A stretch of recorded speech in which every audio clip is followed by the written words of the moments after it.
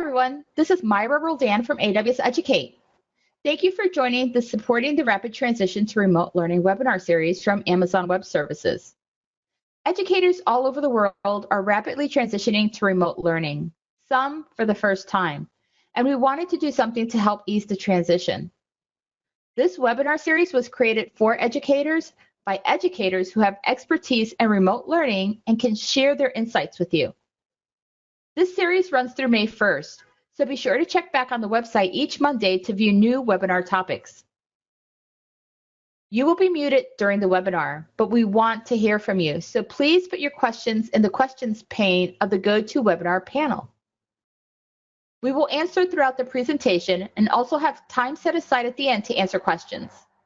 Note that this webinar is being recorded and you will receive a link to the recording one day after the webinar. You will also receive a certificate for attending the webinar. And with that, I'd like to introduce you to Donna DeMarco from Kutztown University to discuss getting started with video, creating videos your students want to watch. Hi, everybody. I'm Donna, and today we're going to talk about setting up yourself to record a video to deliver to your students. So the focus of this is you are a teacher and you know how to teach and you know the content of your lesson plans. We're going to focus on getting you to deliver a video for your students to watch. A little bit about me. I'm currently a professor at Kutztown University teaching computer science, mainly software engineering and systems integration. And I've also co-founded a company called Vidler about 15 years ago. We're an online video platform, so think private YouTube for companies. And we help organizations, mainly healthcare, to inform and engage their employees about the communities they serve through our video platform. So the point of sharing that with you is that we've had millions of videos uploaded over the years by thousands of clients. So I have seen a lot of video, the good, the bad, the ugly, the amazing, and the creative. So this webinar is based on a blog post that we did back in 2015 by my colleague John Parsons that outlines how people can create a video featuring you. My contact information is also in here if you want to touch base after this webinar. Videos are everywhere. Your students watch a lot of video every day, from YouTube to Snapchat to Instagram to TikTok. Students don't expect our videos to be professionally produced or to be perfect. They do have an expectation for them to be informative, to tell them something of value, and to be short. Now, our goal is going to be 5 to 7 minute videos. This section is broken up into 3 phases. So it's what to do before you record, during your recording, and then after you're finished your recording. So let's start with what to do before you're recording. You want to set up an in-house studio, and I'm using air quotes here. So we're going to talk about 4 different components of your studio.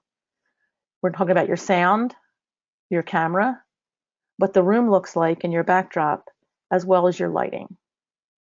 So let's start with your sound. First, you do not need a professional microphone. The built-in microphone from your computer probably isn't going to cut it either. So you need something a little bit in between. Audio is important. Your students are going to be listening to you as well as looking to you. So you want to make sure that it's good sound. I use a set of earbuds and I put them in front of me. They have a microphone built in. So that lets me be clearly heard by the students. It does a little bit better sound quality.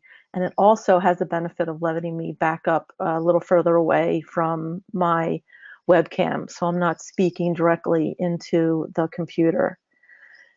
If you want to purchase a microphone, you can get a USB condenser mic. They're probably the best, and you can get them off of Amazon for around 20 bucks or so. The other thing with sound is you want to minimize your background noise. So think about where you want to do your recording and what time of the day you want to do your recording. I have 4 children, mostly teenagers, so I find that early morning is a very quiet time in my house, and that's when I do a lot of my recording. So Donna, let me pause you for a minute because we have some great questions here. So the first question is so you mentioned a condenser mic and being able to purchase that on Amazon fairly cheaply. What kind of mic do you really recommend? Is a headset with an attached mic good, or do you need something that is higher quality? You said you use earbuds. Yeah, I just have a nice pair of earbuds, $20 earbuds, and they have a really nice microphone in them. So the quality you hear now is just from my earbuds. If you want to get a microphone, I wouldn't do a headset because your students are going to be looking at you also. So they're going to be looking at you with the earmuffs and the microphone sticking out of the side of your face. They have little condenser mics. So condenser mics are good because they do a little bit of sound handling and noise reduction for you. So you just get a little mic and it comes in a stand and it's a USB, so you just plug it into your computer. Almost all computers automatically recognize these, so there's not a lot of setup. It's basically plug and play. And it's on a little stand, so you can set it up in front of you or a little further away from you, and that will prevent having that echoey sound. Yeah. So do you recommend wireless or wired? Good question. Wired. Okay. Thank you. Sure. Okay. So we got our sound down. We're going to sound awesome. Next, we want to talk about the camera. Most of the webcams that come with your computers today are fine. So you have either a webcam built into your monitor or a webcam built into your laptop or your PC. They will work fine. The quality of those is fine. Again, if you want to purchase a separate webcam, Logitech on Amazon for about 20 bucks. And again, it's USB connection, so it's plug and play and you can set that up. I usually use the webcam available on my computer. The big thing is you want to check what you look like. You don't want to be too close. You don't want people looking up your nose. You want to make sure that your whole head is in the frame and also that there's a view behind you. So let's talk about a few specifics.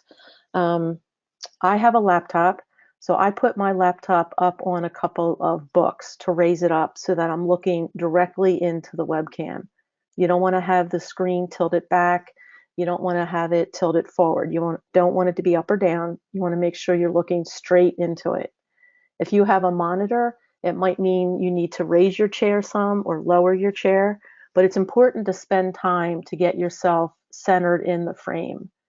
If you're an art teacher or you've taught Photoshop, remember the rule of thirds, where you basically cut a screen into 9 segments, 3 horizontal segments and 3 vertical segments.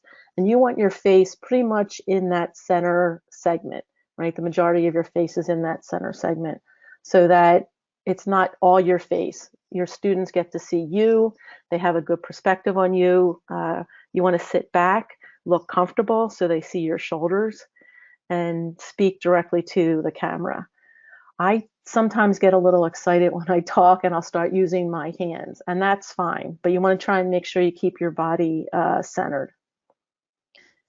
So Donna, you don't want your students to just see like from the nose to your forehead, right? Absolutely not. Like we've all been on those Skype or FaceTime calls, with grandma where you're either, she's walking around the room with you in her hand and you're seeing everything, or you just see from her nose up. All right. So yeah, you definitely want to spend the time. And one of the tricks is when you start the application you're going to record with, is look at the preview screen and just get yourself all situated. Check your sound, check the lighting, check what you look like before you hit record. All right. Thanks for the question. Yeah, great advice too. All right. So we sound good. We look good. What's the room going to look like? So again, this is our little at-home studio. Your students are going to be looking behind you. They're curious. They've never seen your house or your home. They want to know what it looks like. You don't want to have a cluttered background. You want to set up to make sure that the things behind you, that there's only a few of them. It doesn't have to be blank, but take that look behind you. What are people going to see if they're looking behind you? So you can have a couple of pictures. I've seen people do lesson-specific items. A history teacher will put a globe there. Another good idea for a lesson plan, if you're doing a specific lesson, is you can set up a little whiteboard or a little flip chart, a big piece of paper, but something behind you, and pre-write the bullets on that about what you're going to talk about. So just like in the classroom, just like face-to-face, you're talking to the students and they have a reference to look at. Some people will do some fun stuff, but you want to keep it simple. The students are focusing on you and what you're saying and not trying to see, what your house looks like. So we have a question, Donna. This is seems like a cry for help. It says I have a lot of stuff behind me. What do I do? Okay, so you are going to have to take the time to turn around, pick those things off of the shelves that you don't want to be seen, or think about where else you want to set up your studio, right? So maybe you have a desk in an office that has a lot of stuff behind it, and maybe to do the recording, you want to go into the kitchen that has a plain wall, or a bedroom that has a plain wall behind it. So you can physically move just to do the recording. The other option is you can hang a simple tapestry behind you so that it sort of covers everything. But this might take a little bit of work for you. Okay, hope that helps. Yeah, hopefully that'll help. That was good advice. All right, sound, camera, the room. Now we want to talk a little bit about lighting. Lighting is important. You don't want the room to be too dark. You don't want a light shining directly on you. And you also want to make sure there's not glare. So this again takes just a little bit of playing with to get it right. So 2 lamps on either side of a desk, on either side of your desktop will work well. It gives you enough indirect lighting. You don't want glare from windows. I actually have a window next to me that I partially leave the blind open just to give a little bit of light, but no glare. You don't want a light shining straight on you. It's not an inquisition. And you don't want a bright light directly behind you, because then all they're going to see is the light and your face is all going to be shadowed. Special tip for those of us who wear glasses. Again, you want to set up that preview tab in the application you're using and check to see what your reflection is in your glasses. I find that I have to lower them on my nose just a little so that my glasses are not reflecting what's on the screen. Okay. So Donna, we have another question, and I think this is a good one. So you mentioned about that, like lamps. Are desk lamps okay? And I asked this also for myself because I have a LED desk lamp, and I'm sure some people have invested in that. What do you think about those? Yeah, if you take them and shine them down, right, you have to make sure that they don't cast too much of a shadow and aren't too bright. You don't want them, shining up and focused on you. You want it to try and be a natural setting. So just watch out. They're fine to use. Just watch out for shadows and watch out for too bright. Yeah. How about sitting windows? So I'm trying to read this question. So do you want to sit with the window behind you or in front of you? If never behind you, in front of you is okay. Because again, you'll be getting that natural light shining on you. Just make sure that the sun isn't shining directly into your face. Okay, good advice. Thank you. Sure. All right, so for section 1, our main takeaways are setting up your studio. Make sure your sound is good. Make sure you're looking directly into the webcam, so raise or lower your screen so the webcam is directly at you. Take time to look at what's behind you in your backdrop. You can set something up specific for the lesson or just keep it a plainer wall.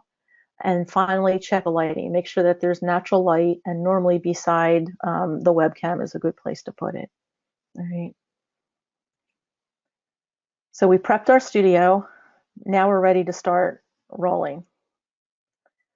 So the first thing is make sure you make eye contact. This one's kind of hard to get into a habit of doing. As teachers, you're lucky because again, you already know the material and just go into what I call teacher mode. So pretend you're in the classroom, you're talking to your students, look at the webcam like you're looking at your students, your smiles, your animation. Make sure you make eye contact. If you're looking away to check your notes all the time, the students are going to wonder why you're not making eye contact with them. So it's important that you look at the webcam. And again, this is something we'll practice.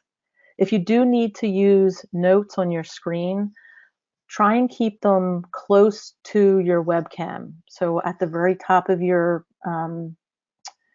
I'm looking at my laptop. At the very top of your laptop screen, if you can put the notes there, so that even if you look at them, you're only looking slightly down or slightly up. All right.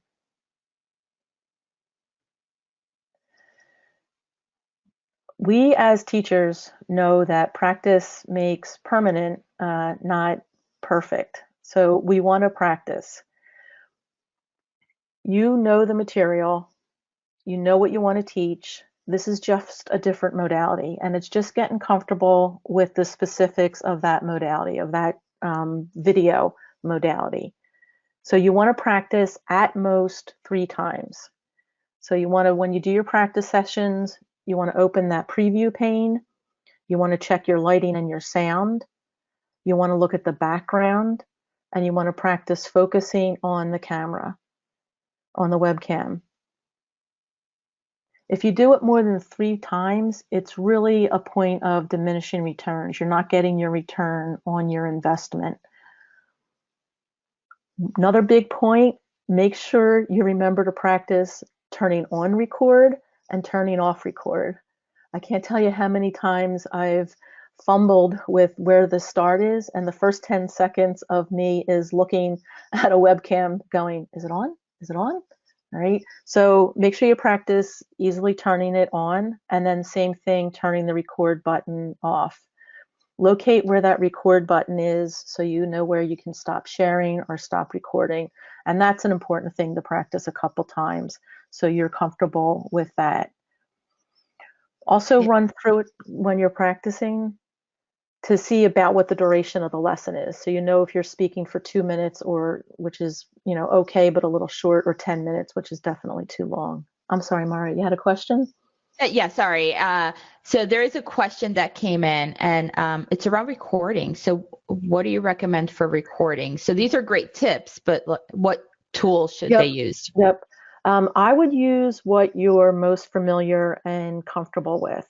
So if you currently have a learning management system that allows video recording, I would use that. Zoom's been talked about a whole lot in the media. So if you're comfortable with using Zoom, that's pretty easy to set up. And there's a record button you just hit and off it goes. If you're going to record from your device, from your laptop or your PC, Macs come built in with QuickTime, which is really easy to use. Again, you just do a new movie. And same thing for the PC, that has a built-in camera recording feature for the webcam. So I would recommend using something you're familiar with. If you want to get fancy, there's free tools on the internet.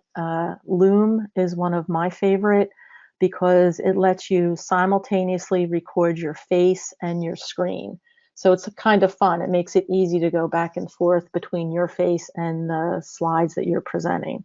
So that gives you a pretty big range of choices. But the big point is to use something you're familiar with.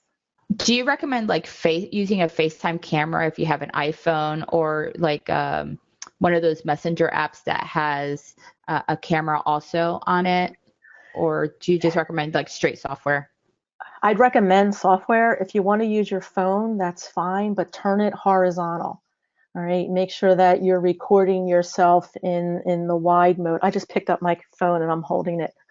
So do it in the wide mode, because otherwise you're going to have a long, narrow video for the students to watch, and that usually means there's just boring black on the side.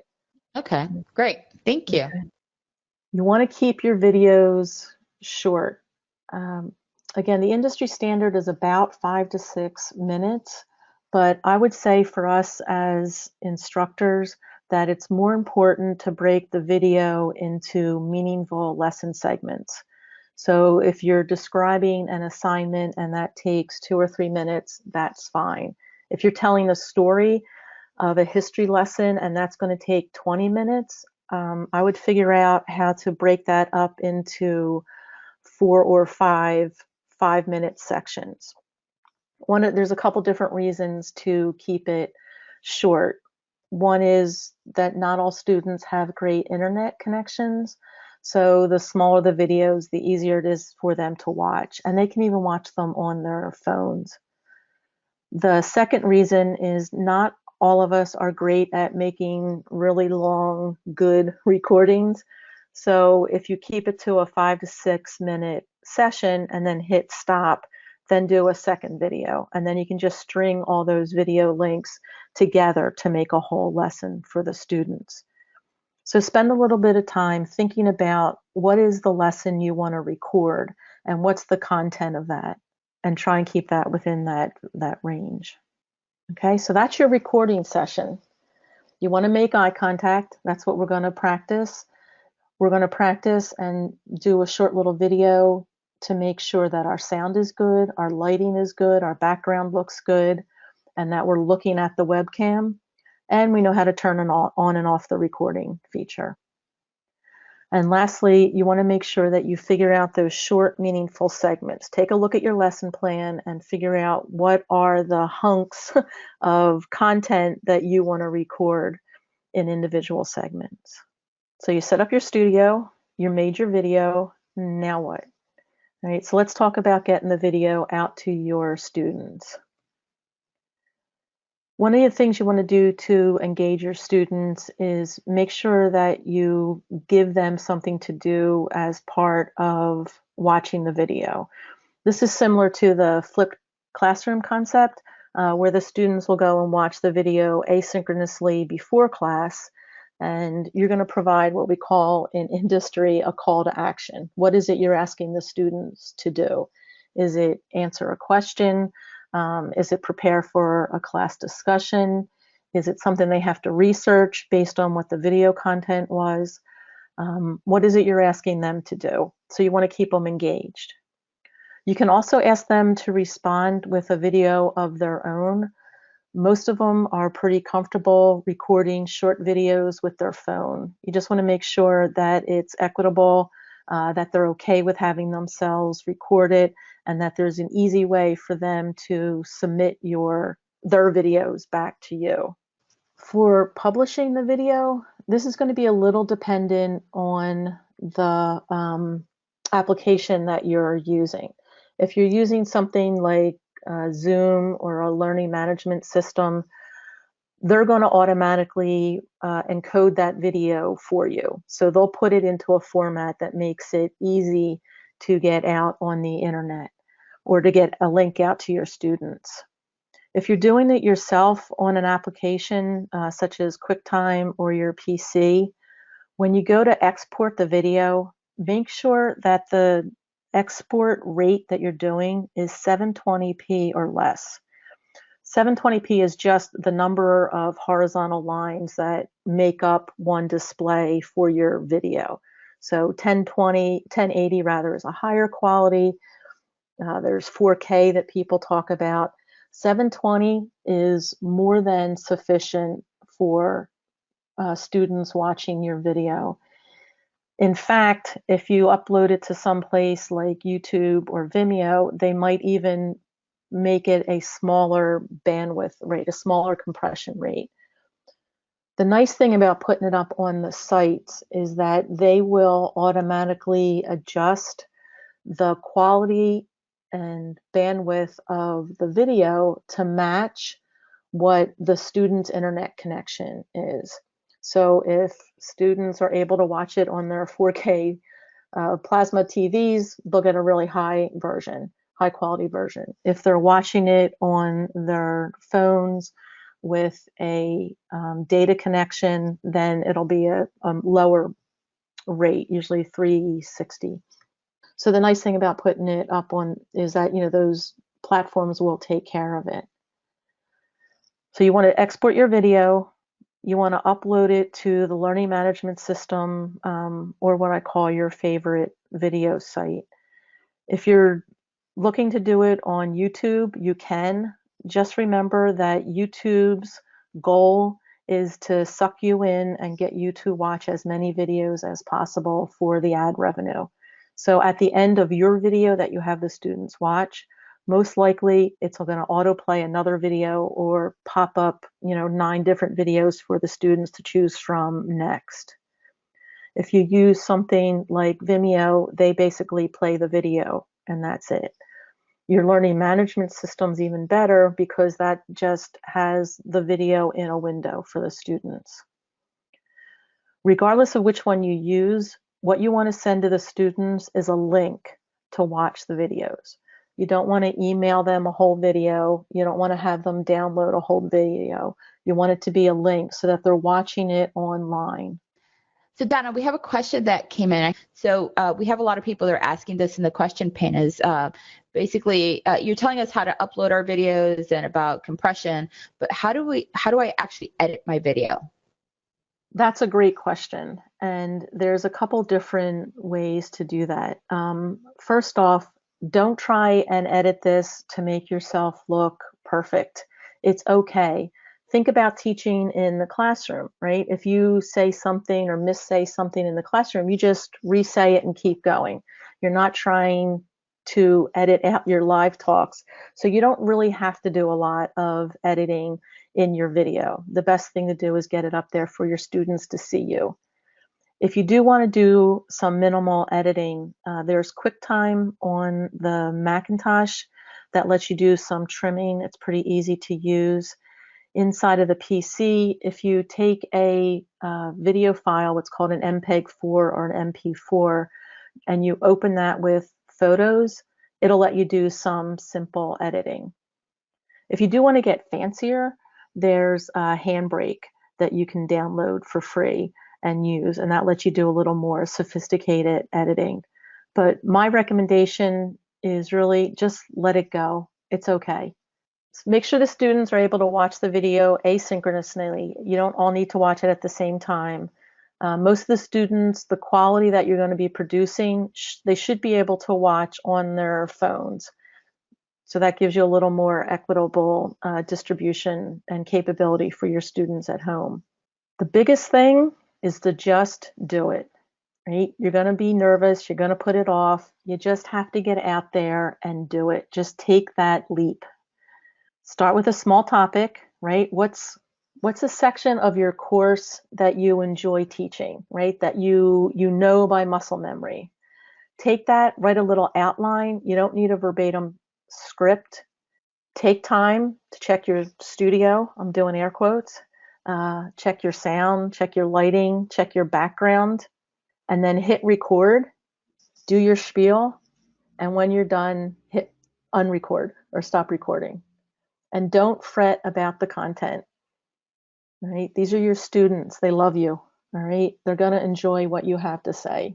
They're eager to learn at this point. And then go out and post it.